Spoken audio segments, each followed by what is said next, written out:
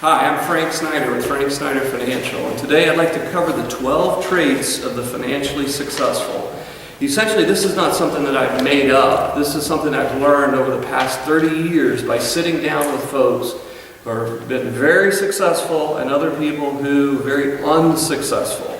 And what I've discovered is that success leaves clues. Essentially, there are things that successful people do day in and day out that unsuccessful people do not do. Essentially, when you're growing up, you learn from your parents. You know, your parents have certain habits, traits, they do certain things. Maybe they're successful, maybe they're not successful, but that's what you think is your reality. The reality is that there's a whole other world out there and you can learn from it.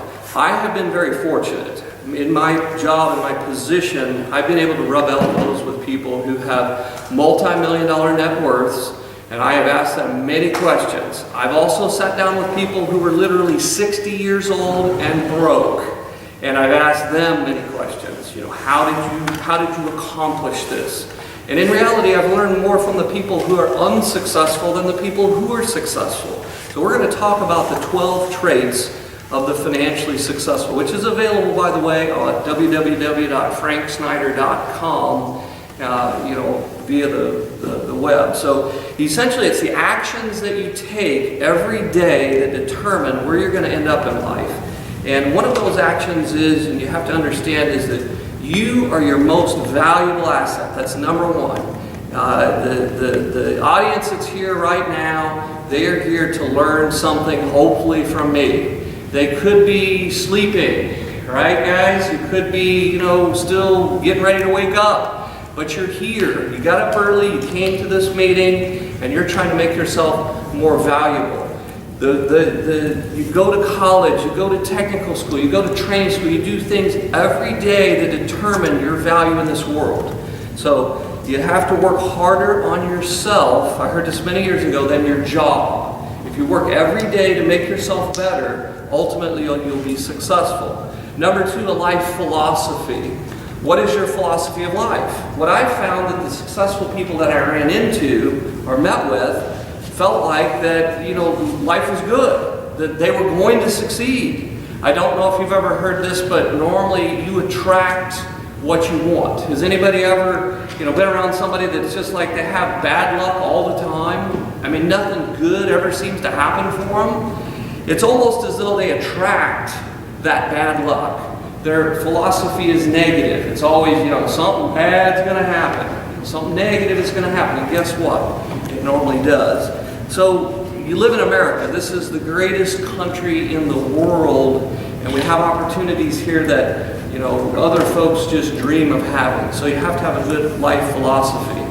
Number three, and this is the major one, live within your means. What are your means? As a student, as a college student, as a high school student, or whatever, most of the time we're used to having a limited budget. Am I correct? You have an X amount of dollars that you live on. You try to stretch every penny that you possibly can. Well, what happens often is then we go to school and we get used to being broke in college. I mean, I ate a lot of ramen noodles and macaroni and cheese, and I know what it's like to pinch pennies. And then you get a job and you start doing well, or doing better, hopefully. But if you run out, and if you're making $40,000 a year and you're spending $50,000, it's not going to end well. You have to stay within your means. Many years ago, probably 20 years ago, I remember I sat down with someone who was making about $20,000 a month. So bear in mind, this was 20 years ago. And that's a lot of money today, but it was a lot of money back then. And I thought, wow. This guy is going to be like, he's going to have it all. He's going to be, everything's going to be lined out nice. And what I realized when I opened up the hood, and that's what I call, looking at people's finances, when I got under the hood, these folks were a mess. I mean, literally, they owed everybody. They had all the pretty things, nice car, nice house, hot tub, boat, everything you can imagine, material things, but they owed money on everything. They owed everybody and even the IRS. So what I really realized at that point in time, it wasn't the amount of money that you make, it's what you do with the amount of money that you make. I've also sat down with people that literally didn't make over $30,000, $40,000 their whole life, and they had $1 million net worth. And you say, holy cow, how can that happen? Again, it's a testament to taking what you have and using what you have in a very efficient way. So you have to live within your means. We could sit and talk about stories over and over and over about living within your means. You have to decide what is it that you really kind of want and what you not want. Living within your means can be setting up a budget, just trying to figure out, what does it cost? What are the basic things that I need? Food, housing, clothing. Don't get too carried away on your house or your apartment. Then you can't afford to go out. Going out is fun. Having some jingle in your pocket, so to speak, to go out to eat and do the things that you want to do. But you have to live within your means. Number 4 is buy and invest in things that have the potential to go up in value. Every successful person I've ever sat down with understood this concept. Basically, what has the potential to go up in value? Well, it starts with, when you get started, maybe a home. Although they have not as appreciated as quickly, in the part of the world we live in, as maybe other parts of the world, but at least it holds its value, and it will go up at a reasonable pace. But it could be stocks, bonds, mutual funds, ground, buying a piece of ground, a collectible. My joke is if somebody has a collectible, that's more valuable than a tennis shoe. What's a tennis shoe worth the minute that you buy it? Really, maybe half? After you wear it a few times? Not much. So we all need tennis shoes, we all need clothes, we all need basic things, consumables. It's important to have, but you have to say, is it better to buy this, or would it be better to buy something that has the potential to go up in value? Like an education. That's why it's one of the things making yourself one of your most valuable assets. That's why this group, I believe, every one of you is headed to college or some sort of training program somewhere, because you understand that even though it costs a lot, in the end, you're going to be able to make much more money by going that path than you would be by not. So again, buying, investing in things that go up in value. Having a systematic savings plan. Okay, here's a great concept. I've done this to myself, my spouse. We hide money from ourselves. I hide money from myself, because here's the reality. We're all human beings. If we have money in our checking account, what normally happens with that money? Anybody tell me? We spend it. It's like, and my joke is, if I don't spend it, my wife will. So if it's there, something's going to happen with it. It's going to be gone. So if it's as simple as having a savings account, checking account and a savings account, with these modern apps today, you just go online, you just transfer it. This is good and bad. This is good and bad. See, in the old days, you had to actually go to the bank and fill out a little slip and take that and move money from one account to the all you guys are like, what? You're kidding me. You don't just go to your phone and just move it from here to here. Well, that's more of a modern invention. But it's good and bad. It can work good for you because it's real easy to take that money and put it over into savings and say, okay, that's gone, I'm going to forget about it. But it's also real easy to go in there and go, that's really cool. I'd really like to buy that. And I got some money in savings, I'll just take it out of savings, I'll put it in checking, I run my debit card through, blammo, it's gone. So the modern conveniences that we have today are amazing. I love the fact that I can just pull out my phone and I can do my banking, I do my deposits on my phone, I do all kinds of things on my phone that we would have never dreamed imaginable. But the problem with it is it makes it too easy to spend money. It takes more discipline and self-control today than it ever did 20 years ago, 30 years ago. A debit card. I remember debit cards came out, and my dad told me, he says, whoa, watch that. He's like, don't, be careful with that, because it's really easy just to slide that card through and all of a sudden you don't have any money. It was when you had cash, it was like if you didn't have any money in your pocket, you didn't have any money. So you knew you were broke. The problem today is that people have not just debit cards and these conveniences, they have credit cards which we're going to talk about here in just a minute. And if you would write down on your notes, credit card equals the devil. The devil. Okay, now, I say that because I want to make a point. Credit cards are a wonderful tool, and my credit cards pay me money back literally every month. I make money with my credit cards. But I've sat down over the years with so many people that have gotten in trouble with credit cards that they literally can be and are the devil if you don't control them correctly. So you have to systematically set aside things. I kind of got off the topic a little bit. I'm almost on the next topic. But when you get your first job, okay, write this down, enroll in the 401k. It's just a given. You know, I have a ton of successful state police clients. I have over 100, maybe 150 retired and active state police, Illinois State Police. And one of the interesting things many of these men and women have told me is when they went to the academy, it wasn't, they didn't go, this is the deferred comp plan or, you know, your 401k plan and maybe you should enroll in it. If they had a good teacher, he went around and just whacked them on the back of the head and said, here's the form and sign it. It wasn't an option. You know, think of the 401k plan when you get started as not an option. Now, the option is whether you're going to put 1%, 2%, 3%, 4%, or 5%. So start with something. Start with something. And I don't care if it's 1. Now, here's my rule of thumb.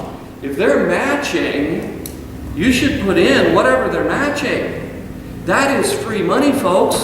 I mean, think about this for a moment. If you saw a $100 bill laying on the ground, you know, and obviously it's nobody's, it's totally lost. Would you take a moment to bend over, pick up that $100 bill? I think we all would, correct? That's what a 401k plan with the match is. If they're putting in 5% or matching 5%, and you put in 5%, now all of a sudden you have 10%. Now, I tell folks that come and see me, you know, to start, you know, some sort of investment plan that have a 401k. If they're not in it, I say, you don't need me yet.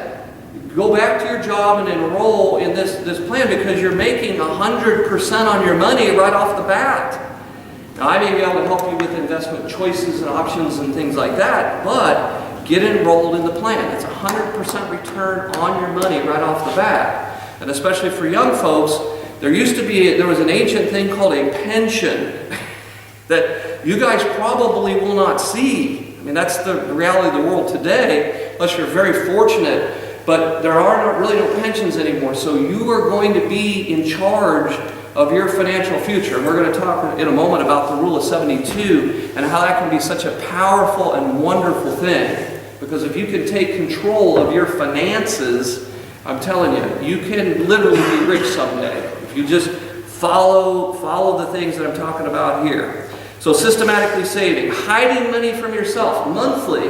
I have multiple different things going on right now where $100 goes there, $200 goes here, $50 goes there. The money just comes out of my checking account before I have the chance, or my wife has the chance, to spend it. So very, very important concept.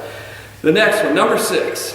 And I love this one because if there's one that I struggle with personally, it's number 6. Because my joke is, I have violated multiple of these rules during my lifetime. I'm not sitting here preaching and saying that I am perfect. Nobody's going to be perfect. You know, my joke over the years has said, you know, 12 traits, if you can get 10 out of 12 right, you're going to do pretty well. You know, if you mess up on a few of these during your life, which you're going to, that's okay. That's okay. If you would just go to www.franksnyder.com, look at the 12 traits and reread them once a month for the first 24 months, say, and after a while they'll just get ingrained in you and someone will say something and you'll go, this is what I do and this is why. But needs versus wants. I've seen this over and over, sitting down with successful people. And they'll tell you that, well, we like to camp, and we have a nice camper, or we like to fish, or we like to travel, or we like to... There's certain things that they like to do, they want to do, and they prioritize those things financially. I've sat down with unsuccessful people who literally have a four-wheeler, a boat, a camper, a car they can't afford, a big house, a timeshare. They have literally bought everything that you can imagine. And guess what? Most of it is on payments. So they're making payments to all these different things that they don't have time to enjoy because they have to work 3 jobs to make enough money to pay for all the crap that they don't have time to use. Does that make sense, guys? I mean, it's like you have to decide in life, what do I want? You know, I've had people say, well, we really like to, and I'm like, go buy one, do it. Because life is a journey, and as you go through life, you want to do the things that you enjoy doing. You want to get out of life what you want, but you can't buy everything that comes across your eyeballs. So needs versus wants. Now, think about marketing. Is anybody thinking about a marketing major? You know, what is marketing really? Marketing is getting folks to buy things that they really shouldn't. I mean, I'm not saying they shouldn't, but some of it's convincing them to buy your product. They have choices. You know, they go out there and you have choices of different, we just upgraded phones and comparing, you know, which one and this and that and features and benefits. So advertising and marketing is trying to convince you that their product is the best. But also, marketers have a unique way of trying to convince you that to be happy, this is what you need to have. I mean, a good marketer is saying, you know, look at these happy people. Look at this happy couple. You know, they have this. They live in this house. They live in this neighborhood. They wear these shoes. They have this shirt. They have this phone. That's what marketing and advertising is all about. Now, again, God bless them. I mean, that's something that's necessary out there. But you have choices. You can sit down and decide what's best for me, what's best for my family, what things should I buy. Here's a key question, can I afford this? Does this make sense? Okay? Always ask yourself that question before purchasing something. All right, let's get to the key to everything. That if you understand this concept, you understand finance. And it's called the Rule of 72. So again, this is number 7. The Rule of 72. How many of you have heard of the Rule of 72 before? Okay, I see some hands coming up here. Okay. Well, I'm going to take a little bit of time to just kind of roll through this, because this is the key, in my opinion, to everything. So just write down 72. What is 72? 72 is just a given.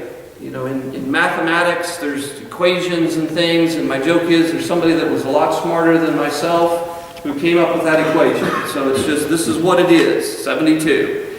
So if you take literally the interest rate that you're either paying or making and divide it into 72, that gives you the number of years that it would take your money to double. So this would be the interest rate, and then this would be the number of years to double. Okay, now this is not exact, but it's a pretty good rule of thumb. Number of years to double. So again, 72 is a given, divide in the interest rate, number of years to double. So as an example, if you could make 7%, you know, on your money in some sort of investment, 401k, mutual fund, you know, whatever, okay, which is very realistic. 7 would be the interest rate, and it would go into 72. You guys can answer on this one. This is not a trick question. It'd be 10, right? So that means your money would double in 10 years. Your money would double in 10 years. Okay, got that? So if I started off with, and let's just say $10,000, and again, sometimes I have people, well, how do you get $10,000 saved up? Well, you roll in your 401k. Put in 1%, 2%, 3%, 4%, 5%. Start putting in a savings account, mutual fund, you know, something. But $10,000, so that means that, what, 10 years later, $10,000 would be worth what? $20,000. Correct. 10 years later, 20 would become 40. 40 would then become 80. 80 will become 160. 160 goes to 320. to 640, and eventually 1.28 million. 1.28 million. So when I have sat down with people who have multi-million-dollar net worths, here's the interesting concept. A lot of them started with nothing. I have sat down with folks where husband and wife said, when we got married 30 years ago, we didn't have anything. Or 40 years ago, we didn't have anything. We had $20 to our name. You know, our folks helped us with this. We got, you know, and then here's what the stories that I hear. You know, we scraped up enough money and we got a piece of ground. You know, we got a house, or we built a house. He got a job. He started putting into his stock purchase plan at work. They had a way you could buy a little stock from your paycheck. You know, we did this, we did that. It was just decisions that they made. I got a mutual fund. I got some sort of mutual fund or stock or bond plan, and I got my money working for me. Okay? I got my money working for me. So, rule of 72, let's take it to the next level. What if I had something or found something that made 10%? I mean, is that realistic? You guys may not know, but it is. I mean, again, I have to say, because this is going to be online, past performance is no guarantee of future result, and there's no guarantee on any investment, but I have seen consistently things that do 7, 8, 9, even 10% over time, some even better than that, but let's just say 10. 10 goes into 72 how many times now? 7 times. So now all of a sudden, and I'm not going to do this, but 7 years later, 10 has turned to 20, 20's turned to 40, 40's turned to 80, 80's turned to 160, 320, you know, so on and so on and so on. Now that's just the original 10,000. That's not me putting in 5 or 10%, you know, each year. More. That's just an original investment one time. And most of you aren't going to do that. You're going to continue to put, you know, so much away each month, each year. So, does everybody get the investment side?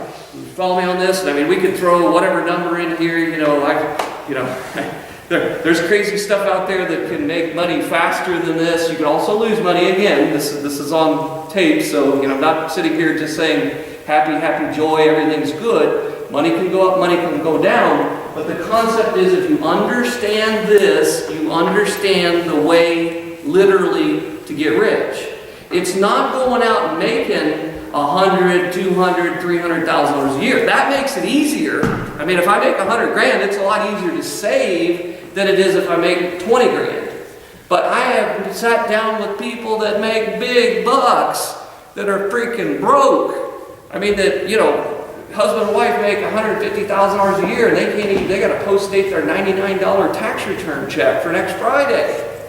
Sad. I mean, that's sad. You know, how do you make good money and make yourself broke?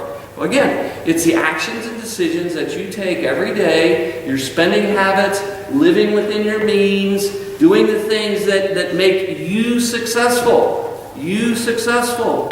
So again, spending more time on yourself, you know, studying. One of the things I joke about, I saw online one time, they said, you know, back when I was young, they used to say, go to the library, you know, get a good book. You guys know what a library is? I mean, you know, I know you guys all do, but you have in your hand, in your smartphone, the wisdom of the world. I mean, I can pull this thing out and I can Google literally anything, and I can learn anything if I want to. It's right here. And what does everybody do with these? They bicker online and share cat videos and, you know, play fantasy football, and, you know, I mean, there's all these things that people do that, you know, I've told, you know, my son and any young person to listen to me, you can be super duper successful if you want. If you just spend your time doing things that are going to benefit you versus doing things that are going to benefit others. And this is where I want to preach just a little bit. You know, sometimes I have no qualms with people having, you know, sports fans and things like this. You know, being a fan of football or baseball or soccer or any of these things. But I see sometimes folks that spend all this time worshiping these heroes. They know every statistic and, you know, all this stuff. They're watching every game. They're doing everything. And they're spending all that time essentially worshiping these people that are making lots of money, and it's doing absolutely nothing for them. Now, I'm not saying you have to just think about yourself all the time, and there's nothing wrong with going to a game or watching, a sporting event, but don't spend all your time, on other people's success, worshiping their success, versus when you could be spending time making yourself better and making yourself successful. Everybody with me on that concept? Okay. So again, let's go back to the rule of 72 and let's talk about the negative side. You know the positive side now. Now, many of you are going to go on to college and you're going to have to take out possibly some loans. And this is another one of my pet peeves. Try to keep these loans to the absolute minimum. To the absolute minimum. And I'm going to show you why. But first I'm going to give the worst example. We said earlier credit cards kind of equate to what? The devil, yes. And I'm going to show you why they're the devil. If you're being charged on a credit card, it's common to have 18%. Has anybody seen that on these credit cards and stuff? 18%, 22%, 25%. I mean, it is absolutely horrible. I'm going to go with 18 because it's easier math for me. So if I take 18 and divide that into 72, what's the answer to that? 18 doubled is 36, double that again, that's 72. That's 4. I could do that in my head. 4 years. So we're showing you here how you could take your money and double it, double it, and double it, and double it. Well, guess what the credit card company is doing? Now remember this, and write this down. The credit card company is not your friend. They are not your friend. They are out for themselves. They are trying to make a profit, and they are trying to make a profit at your expense. I mean, seriously, 18%? My gosh, my grandfather would have just had a freaking heart attack if he'd said, "Here, I borrow money at 18%. I mean, that is just crazy. 20%, 25%, okay? That is a lot. So if you have, as an example, this is real easy to do. I've seen this over and over again. First off, they're going to try to, you need to, here's what's the crazy part. First off, you need to get one. I just told you they're the devil, and now I'm telling you need to get one. Well, credit cards develop your credit history. So if eventually you need a car, you want a car, which you're going to have to borrow money probably. Maybe not. I mean, it's good to save. If you can pay cash, that's the best route. But sometimes you're going to have to borrow. You're going to have to get an apartment. They're going to do a credit check. Daughter's going through that right now. Do you have good credit? So you have to establish your credit. And the bankers will come and talk to this group at some point and talk about all the things that you can do to establish good credit. But a credit card is a great way to get started. But what you do is you pay it off every month. Right? Pay it off every month. I have 2 cards in my wallet that pay me 2% every time I use them. They pay me. The credit card companies send me money through gifts and rewards and credits to my account and all this fun stuff. So you can make money with credit cards, but they're also, remember, they're the devil. So you have to always have that in the back of your mind. This is a good thing, but it can get me in trouble. I've had more couples sit down with me over the years who having trouble, all these problems, all that. You say, "You guys got any credit card debts?" Yeah, they'll look down. Look at each other. Should we tell him? Yeah, you need to tell me how many and how much. That's always my question. How many and how much? Well, and here's what I hear sometimes. We don't even know exactly. Step 1, you need to know. You need to get those statements out. You need to write down the amounts. You need to write down the interest rates. And we got to figure a way out. The devil has got you. We got to figure out how to get away from him. But credit cards are one of those scenarios where if this is going to double every 4 years, if you didn't make a payment, what in the world do you got to pay to get it paid off? I mean, if you have $10,000 balance, which is not, again, it's not uncommon.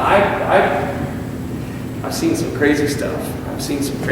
We'll just put it at that. 10 grand, that's kind of like a, sort of a normal thing out there. At 18%, so again, easy math, 18% of $10,000 would be $1,800. So that credit card company, I'm not going to name names, is making $1,800 a year off of you. Now, if you had 10 grand and you said, I'd like to invest this 10 grand, and somebody said, I'll give you 18% on your money, would you go, I'll buy crap and consumables with that money? No, I'll give you the 10 grand and you give me $1,800 a year, and then I can take that $1,800 every year and buy crap and consumables with it. That's kind of a joke.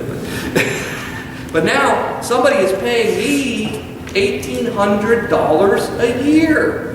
So that's what they're making off of your balance. So what do they tell you? They say, okay, you need to make a payment to us.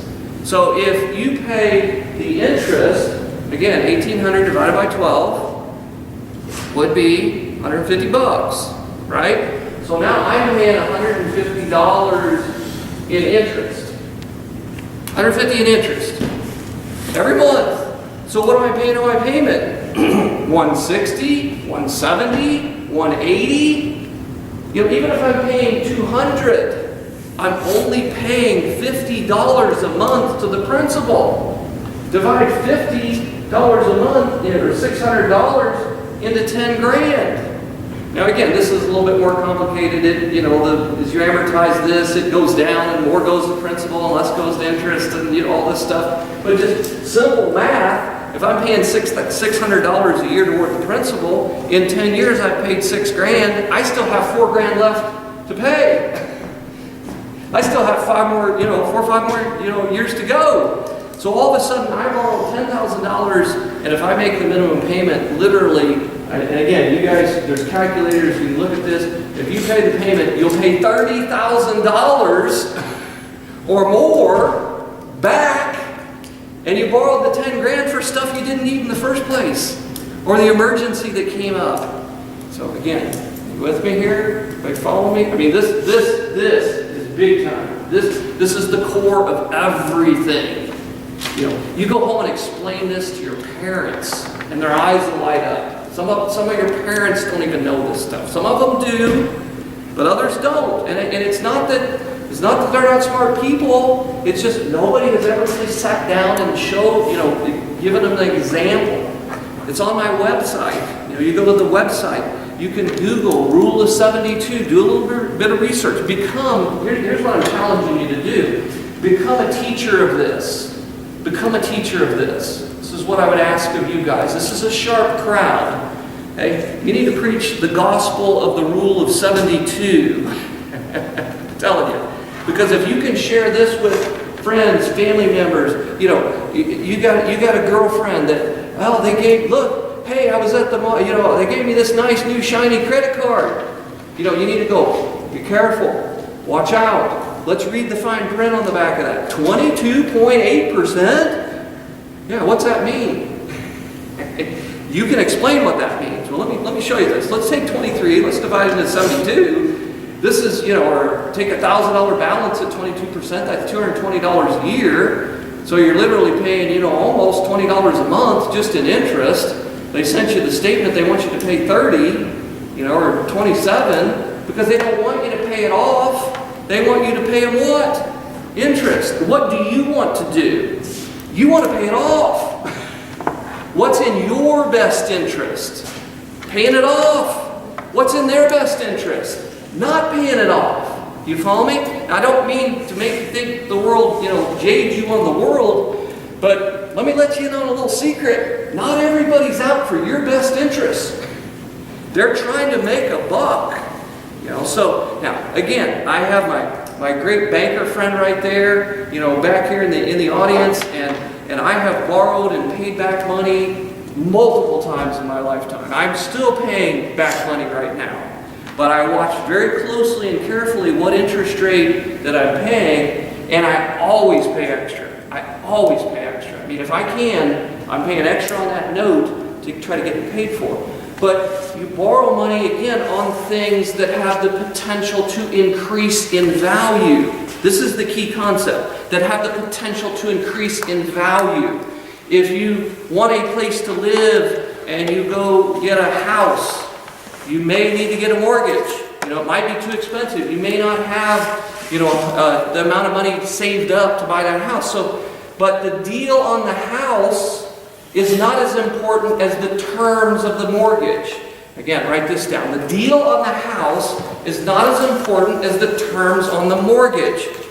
The deal on the car is not as important as the terms of the loan.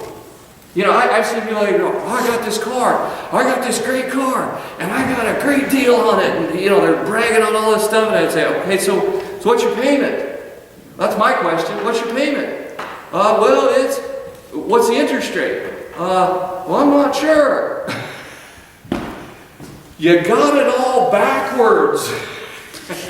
You could buy a terrible car and get a great interest rate, and you probably got a better deal than the guy that got the great deal on the car and got the terrible interest rate. Because he's going to buy 2 cars or 3 cars because, he's paying a high rate of interest. Protect your credit. Okay, that's another thing to write down. Protect your credit. Your credit is everything now. Everything. If you have bad credit, you're in trouble. You're in trouble. You go to buy insurance at our office, or any office for that matter. They don't call it a credit score, they call it a financial score. It's really just a credit score with some other stuff. They look at your age, they look at your propensity for accidents, they look at your tickets, but they also look at your credit. Does this guy pay or gal pay their bills on time? If they do, what the insurance companies have figured out is that those folks have a lower propensity of filing a claim, and the claims are less severe. These people are smart. They run all the statistics, and they come up with this stuff. So you walk into any office, and they have 2, 3, 4 different prices. They have the gold-plated price that everybody would like to have, and then they have kind of the normal price that lots of good credit people get. And then they have the one below that, that's the folks that just, they've kind of, and then they've got the one below that for we really don't want you as a client, but if you're willing to pay this much, we'll go ahead and take you. And again, I own an insurance office. I know exactly how this works. And people go, well, that's not fair. It shouldn't be that way. All the people who have great credit love it because they get the best prices. All the people who have terrible credit hate it because they get the worst prices. And that's how it works. You go to buy a car. You want the 2.99% financing for, 36 months or 46 months or whatever. Guess what? You run your credit score. They go, Mr. Snyder, we'd be happy to give you these funds because you have a great credit score and we'll give you the very best interest rate. So if I go in there and my credit's terrible, they go, well, Mr. Snyder, we can put you into this car. Notice that term, put you into this car? But you're going to pay. You're going to pay a much higher rate. So all this stuff absorbs your what? Disposable income. So the better the rates that you get, the more money that you have in your pocket. Now I know I spent a lot of time on that particular topic, but that is the key. The rule of 72, understanding how money works. I was a finance major in college, and I'm kind of partial to finance. I think that it's a great major because what you're really doing is you're majoring in money. You're majoring in the concepts of money. So whether you become a doctor or a lawyer or an engineer or a salesperson or whatever, you need to study some finance. It should be a prerequisite. This should be something that you were taught in high school, in my opinion. Taught in high school, taught again in college, taught again in life. So become a disciple, so to speak, of just financial topics. You don't have to be an expert. Don't have to be an expert at all. But just have a basic understanding of how these principles can really help you. So again, let's move on. Number eight. This is a funny one because again, I didn't make this stuff up. I'm sitting here talking to somebody that's got a multi-million-dollar net worth, and you're going, okay, tell me about your life. Tell me what you've done. Tell me, I've got a couple sitting there. How long you guys been married? Guess how long they've been married? Forever. It's like, And that's what number 8 is. Find a good life partner. Most of the successful people with the multi-million-dollar net worths had been married to the same person. Now, I'm not saying you can't get divorced and still be successful. I'm not saying that at all. I've seen many who have. But I'm just saying, it's easier. It's a lot easier. Has anybody, and again, I'm not going to ask these questions. I'm sure we've had all kinds of scenarios in this room. We could sit and talk about this all day long, parents and uncles and aunts and, all this fun stuff. But I'm just telling you, divorce is expensive. It's very expensive. And I've seen scenarios where people get, they get mad at each other, they get in a fight, and the only person that ends up with any money? The lawyer. There you go. That's exactly the correct answer. So, I've joked, I said I could have taken a legal pad, put a T down, and said, okay, you got a house, you got a car, you got some savings, you got a 401k, let's just divide this crap up, and let's just, we can be done in 30 minutes, an hour, We'll be finished up here, and you guys can go on with your lives, but it doesn't work that way. People get mad at each other, and I'm telling you, attorneys just love this. They just love it. It's called billable hours. Billable hours. So back and forth. It's like $50 just to ask a question, and then it's $100 if we got to type up a piece of paper and send it to the other person. Back and forth, back and forth. Okay, enough picking on that. Here's the key. If you're going to get married, make sure it's somebody that you really like, that you could get along with. Now, love is cool, lust is even greater, but at the end of the day, after 2 or 3 years goes by, those things are going to wear off. And it's going to be like, is this somebody that I could spend the rest of my life with and have an enjoyable time? Where she and I, he and I, whatever, can be a team. Because I'm telling you, successful people, men or women, normally their partner is a big reason they're successful. I'm telling you. The old saying many years ago, of course this is kind of sexist, but behind every successful man is a great woman. Well, it's the same today, the opposite. Behind every successful woman is a great man, and vice versa. So it's a team effort these days. You can't be jealous of your spouse. They achieve success. It's great, honey. We want you to be successful, do better, so on and so on and so on. Same thing, if your husband does well, you want to encourage him. You want to keep him moving in the right direction. Some of us guys, I'll admit to the gals, we need a little help. We need a little help. Would you guys agree with that from time to time? Yeah, shaking their head. Yeah. Somebody to point you in the right directions. Boys have moms for a reason.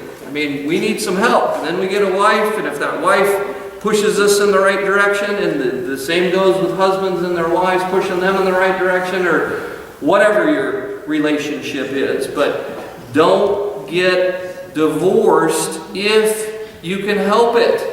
There are books, there are classes, there is counseling. I've joked with people, I go, you can buy a book for $10 on how to be a good spouse. Okay. Cheaper than a lawyer. There you go, a lot cheaper than a lawyer. So would that be a good investment, to spend $10 on a book to help you to be a better spouse?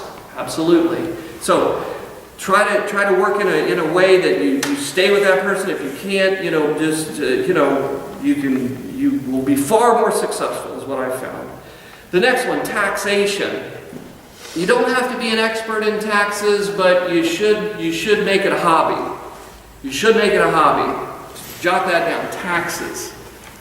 Taxes are something where, think of it this way, the government has to run, the state has to run. They have to have a certain amount of money to provide us with roads and bridges and law enforcement and the basic needs and necessities of our state and of our overall government.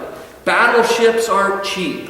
I value my freedom. I like to be able to do what I want when I want, but to stay free, it costs money. We have men and women that we have to pay that defend us. Very, very important things. So you always, in some respects, you have to understand that you're going to be taxed. That's just a given. It's just how much. And again, political views, this political party says we should be taxed this much, this one says we should be taxed this much, this one says this much. again, I'm not going to get into all that stuff, but there's going to be taxation. And you have to take a stand when it comes to taxes because, taxes sometimes can be wasteful, so on, so on, so on. But here's the basic from your perspective. Taxes are a push and a prod on your behavior. Okay? They're a push and a prod on your behavior. The government controls us in many different ways, but taxes are a way that they say that if you will put into this retirement plan, we will lower your taxes a little bit. If you plan for your future, we will allow you to defer the taxes on all the interest and gains within this account during your lifetime, until you start making withdrawals. So that's a good tax policy. Would you agree with me on that? I mean, that's encouraging me to save for my future because Uncle Sam wants you to save for your future. He does not want you to be dependent upon him. He would like for you to be financially independent. So if I can put into a plan and I can defer the taxes and I can pay the taxes, later, or maybe not pay the taxes later, we'll talk about here just briefly, that's a great thing. So you need to, and again, we could sit here and talk about all sorts of scenarios, and we've had a tax situation that's had a major shift. You get into the standard deduction and credits for children and education credits. We have a group of aspiring college students here. There's a thing called the American Opportunity Education Credit that you should be aware of. Write that down, American Opportunity Education Credit. And your parents need to be aware of it. If they're helping you, if you're claiming yourself, you need to be aware of it. Essentially what the American Opportunity Education Credit does is it allows you to get a couple $1,000s back on your income taxes, you or your parents. So let me give you a little negotiating tool here. Okay? You go to your parents and you say, hey guys, if you help me out with $4,000, Mr. Snyder said you'll get $2,000 back on your taxes. Or they're pretty close. I mean, depending on their income, depending on their situation. There's lots of variables. Believe it or not, you can make too much money and you don't get this credit. You don't make enough, you don't get all of it. But as a general rule for most families, spend $4,000, get $2,000 back on the taxes. Does that sound like a pretty good deal? 50% return. Now, here's the other thing. They get you in school, you get educated, you go out and you make good money, you're not going to come being dependent on them anymore. So that's the other sales part of the whole pitch, is help me to become independent so I can make good money so I won't be mooching off you the rest of my life. That's my colloquial way of explaining this. So you can convince them to help you, which I'm sure all your parents are doing what they can. But just remember, there is something on the tax return that will help them or you, if you're claiming yourself, to get money back. There's already a system in place that can give you essentially pretty close to free, junior college just by using this credit. This is not scholarships and all the other things that you have available. This is just a credit on your taxes. That can be used for 4 years. It's a 4-year credit, and then after that it's done. And then it kicks into what they call the lifetime learning credit. Lifetime learning credit is 20% credit on your tax return of anything that you spend books and tuition. So if I personally go out and just take a class at the local college and I spend $1,000, I put that on my taxes, I get $200 back. It's a lifetime learning credit that kicks in after the American Opportunity Education Credit, or however it's said, but Google it, that's all you got to do. So you don't have to be an expert in taxes, but I'm telling you, it pays to just make it a hobby. Figure out what are things that I can do that are going to help me. Okay, so let me shift just a little bit because I want this in this presentation. We learned the rule of 72. We learned how money can grow, and I want to show you the absolute best vehicle for a young person to invest in. Absolute best. And it's called the Roth IRA. Write that down, Roth IRA. So what you invest in this example is insignificant. You can go to the bank, open up a Roth IRA. You can go to a brokerage account, open up a Roth IRA. You can come to me, open up a Roth IRA. A Roth IRA is a thing. Sometimes I joke it's a box that we check on the application. How would you like your investment to be structured tax-wise? Do you want to pay taxes as you go? Check a box. You want it to be a joint account? Check a box. You want it to save you taxes up front, pay tax later? Check a box. You want it to be a Roth IRA? Check a box. But I'm just telling you, for this group right here, that's the box that you want to check as soon as you can. Here's how a Roth IRA works. Well, first off, if you're under 50, you're allowed to put in $5,500 a year. So that's the maximum. Now, most places will let you fund it monthly. So, if I want to start off with $100 a month, $200 a month, $300 a month, whatever I want to do, I can get rolling. I have to have income. So, believe it or not, I have some parents that have kids that work at Dairy Queen and make $2,000 and they're putting money into their Roth IRA already. The kids don't even understand what it is yet, but they will, believe me. But if you have income, so if you make $2,000, you can put $2,000 in. You make $5,000, you can put $5,000 in. You make 55, you can put 55 in. You make 100,000, you still can only put 5,500 in. And then believe it or not, if you make too much money, they don't even let you do it anymore. So this is one of the key things. Some of you guys are aspiring to higher incomes to do real well in life. You want to start doing this as soon as you can, because there may be a point in life where they're not going to let you anymore. The government says, you're making too much. We're not going to give you this juicy tidbit anymore.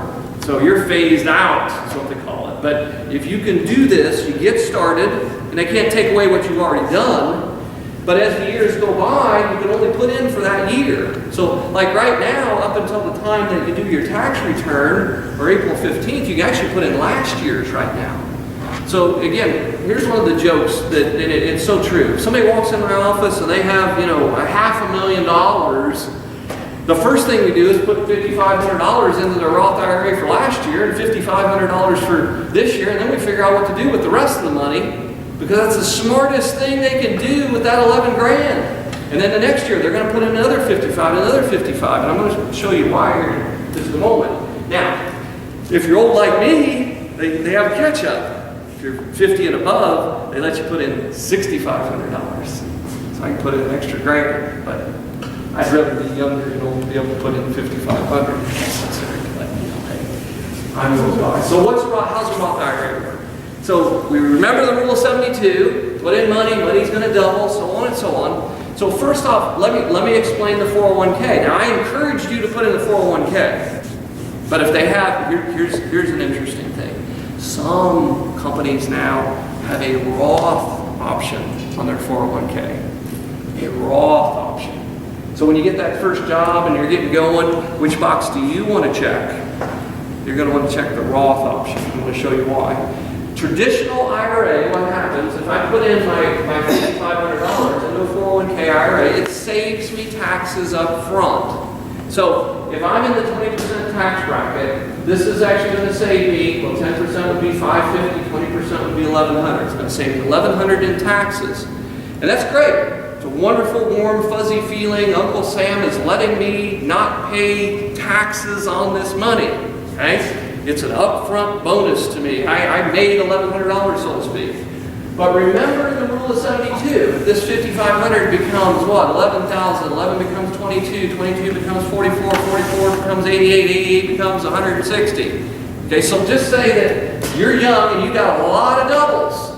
So this money is going to turn into $200,000 by the time you retire. Knock on wood. Again, past performance is no guarantee of future results.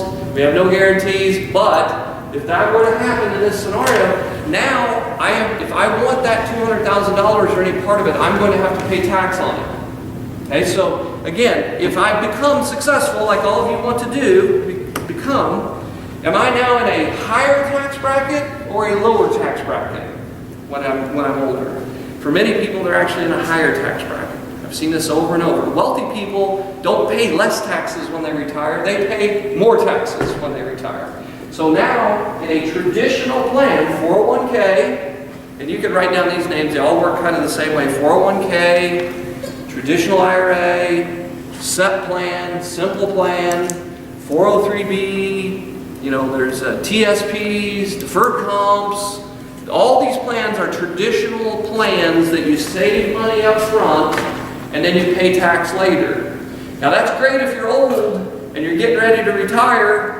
If I'm 60 years old and I'm making big bucks and I'm actually going to make a little less when I retire, that's a good thing. But if I'm young, it's in my opinion, a lot smarter to be in a Roth. So how does the Roth work? So Roth IRA. Again, remember, $5,500. There may be a box that you can check at first job that says Roth 401k. Works the same way. I put my money in. Remember the rule of 72? Doubles, doubles, doubles, doubles, doubles. Okay, so now I have $200,000. And here's the magical age, 59 and a half. I get to 59 and a half. You can take out whatever you want at that point. Guess how much tax you pay on the money? 0. She's right. 0. 0. 0. 0 is a lot better in this case than 10 or 20 or 25 or whatever the tax bracket is at that time. So here's the interesting thing. I have a lot of clients that have a lot of money and will sit down and they've got these taxable plans and say, Frank, I got this $500,000 here. I'd like to take out 50 grand. What do I do about taxes? My joke is, well, you get out your checkbook, you make a check payable to the Internal Revenue Service. You're just going to have to pay. I mean, that's the way it is.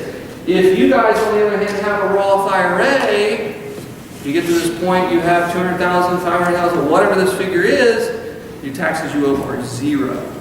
It's just an absolutely wonderful place to put the first $5,500, especially if you're young. Now, there's all sorts of calculators. They're on my website, franksnyder.com. You can go in there and it calculates based on your income and your taxes and your age and all this stuff, what makes the most sense. But I'm just telling you, the quick and dirty rule, if you're young, the Roth IRA is better. I mean, that's what I find in about 90% of the cases, 95% of the cases. So, Roth IRA. All right, that goes to taxation. Oh, we're almost through this. So we got a couple more here. We'll finish up. But the heart of this, compound interest, rule of 72, understanding how money works. These are the things that these people that I've sat down thousands of people over the past 30 years, thousands of people. You go, Jiminy Christmas, you're 60 years old and you still have a 30-year mortgage. Tell me your story. Well, been divorced 3 times. You always bought a new car. You always spent more money than I had. I got all kinds of credit card balances. You want to see? It's the same story over and over. This is why I'm in the position I'm in. I violated all these rules. Never got in a systematic savings plan. It's like negative attitude. It's the same stuff. I'm telling you guys, I've learned more from the screw-ups than I have from the successful people. You just get them to start talking. Tell me what you did wrong. And this is easy stuff. This is easy stuff. So the next one is sowing and reaping. We live in the Midwest. We live in the farming community, farming area. Farmers, this is the most amazing thing in the world if you think about it. Think about a risk taker. You think of farmers as being conservative. Now they have insurance and ways that they can hedge their risks and stuff these days, but literally in the old days, you took your life savings, so you go empty your bank accounts, and you buy a bunch of seed and fuel and payments on a piece of equipment, and you dump your life savings out on the ground. And then what do? You pray. Farmers are normally a fairly religious crowd. It's like, please, Lord, let it rain, because I just dumped my life savings out on the ground and I don't have any money. I need for this crop to come up so that I can then take that crop to market and sell it and get my savings back and hope that I make a profit. And that's just simply the rule of sowing and reaping. But I don't farm. I've had little gardens before. I understand the concept. I've never really sold any of my garden. It was always for personal consumption. But the concept really is that if I go out there with my rototiller and I till that ground, I work that ground and I take my seeds and I carefully place them and I put little mounds and put some straw and I go out and I weed that garden. I take care of that garden. As around July or so, the tomatoes start to pop out. And all of a sudden we eat more tomatoes and cucumbers than we can possibly consume. It's like, you're telling your neighbors, hey, you eating tomatoes? You eating cucumbers? You're taking them to the office. It's like you have this plentiful harvest. Life is the same way. Life is exactly the same way. I'm telling you. I've seen this over and over and over. You guys are here, you're working harder than the other classmates. You're at this deal. You signed up, you qualified, here you are. Why are you here? You're sowing. You're sowing. Literally. You could still be in bed. My goodness. A lot of your fellow classmates are still in bed. So you're here, hopefully, that you're going to pick up some ideas and concepts from various folks that'll impact your life and make your life better. And you're going to reap the reward. Now, as you go along, sometimes you're going to wonder. I've wondered at certain stages. I've gone, oh my gosh, man, I'm working 12 hours a day. I'm busting my tail. I'm doing everything right. When do I get to reap? I'm sowing and sowing and sowing. But then all of a sudden, the floodgates will open and things will open up. If you want to write down a very interesting book that I read many years ago, I recommend it. It's a book called Think and Grow Rich by Napoleon Hill. Think and Grow Rich. And it's been reprinted a gajillion times. It's been rewritten since the original book. It's essentially what Henry Ford wanted to do. And you guys know Henry Ford, he built a few cars. Is he wanted folks to have a roadmap for success. At the time, they didn't have smartphones, and you didn't have the wisdom of the world available. There was no Google. You couldn't find out stuff like you can today. There weren't even a lot of libraries. Andrew Carnegie built these libraries so people could get the information to become successful. But he wanted someone to essentially interview all his buddies who were all rich and figure out essentially what these, at that time, pretty much just men. It was a man's world back then, but it was, go see my buddy Andrew Carnegie. Go see my buddy Mr. Rockefeller. Go interview all these successful people, and I want you to write a book and outline the things that people need to do to essentially get rich. That's why they call it Think and Grow Rich, is what did these folks do differently. So, again, I recommend it. There's some strange stuff in there. Remember, it was written 60 years ago, 70 years ago. A long time ago, this book was written. But it is as relevant today as it was back then. And one of the things in the book I always remember said was that when success comes, it comes so fast and furiously, you will wonder where it was hiding all of those lean years. That it comes so fast and furiously, you'll wonder where it was hiding all those lean years. And again, I talk to many successful people and they'll say, I worked really hard for 10 years and, really didn't do any better than my neighbor. And then all of a sudden, after 10 years, it kicked in. And I started doing better and better and better and better. And you're here because you want to be entrepreneurs. That's how the entrepreneurial system works. You don't become an entrepreneur normally, unless you come up with some great idea, something that sells real quickly. But for most of it, we work harder than everybody else for a period of time in order to have far more success than everybody else later on. That's the concept of an entrepreneur. That's the reality of an entrepreneur.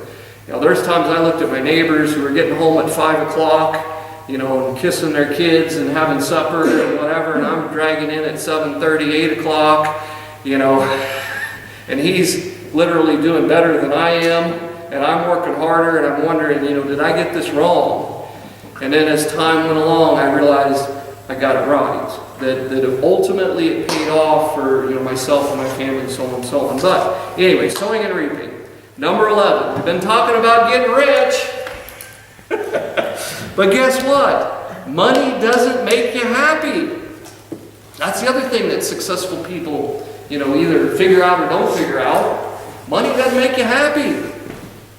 How many of you, read the headlines of some super successful, pop star or athlete or whatever, and they committed suicide? And you go, what in the world? Why would they do that? I mean, they have all the material things. The guy signed a $10 million contract, 3 years ago. What in the world? They're in bankruptcy. Now, we've already learned why they're in bankruptcy, right? It's not the amount of money that you make. It's what you do with the money that you make. So somebody can squander millions of dollars just as easily as they can squander 50 grand a year.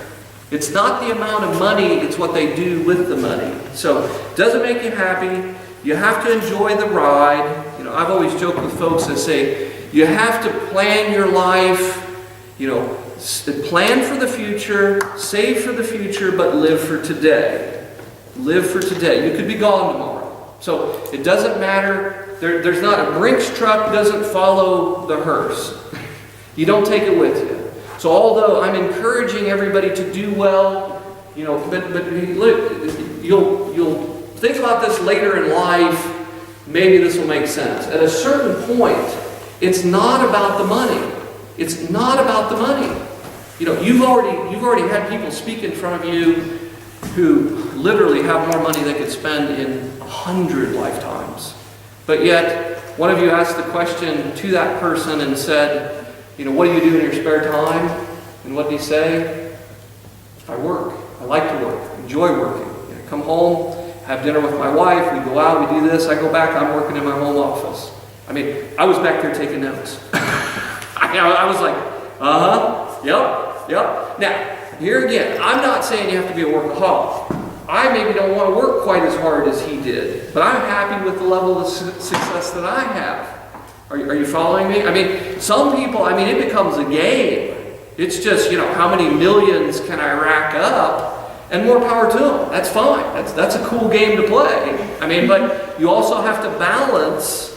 And if one day I wish I would have had a bit more time. I tried to be at the soccer games and the tumbling events and, all the things when my kids were little. I didn't just go work 24/7 and make a ton of money, end up divorced, your kids hate you.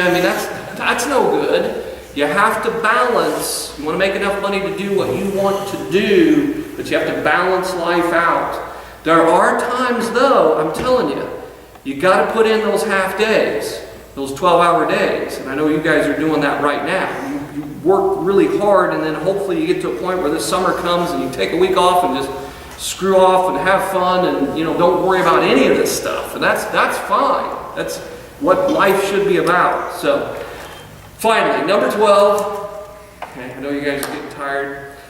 Number 12, invest in yourself, your family, your faith, and your community. Okay? That's what we're doing here. If you give, you will get.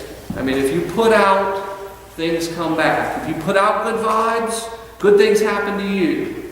Okay? Whatever your beliefs are, there are folks out there there's always somebody that's not as well off as you are. You can have a pity party over your own situation.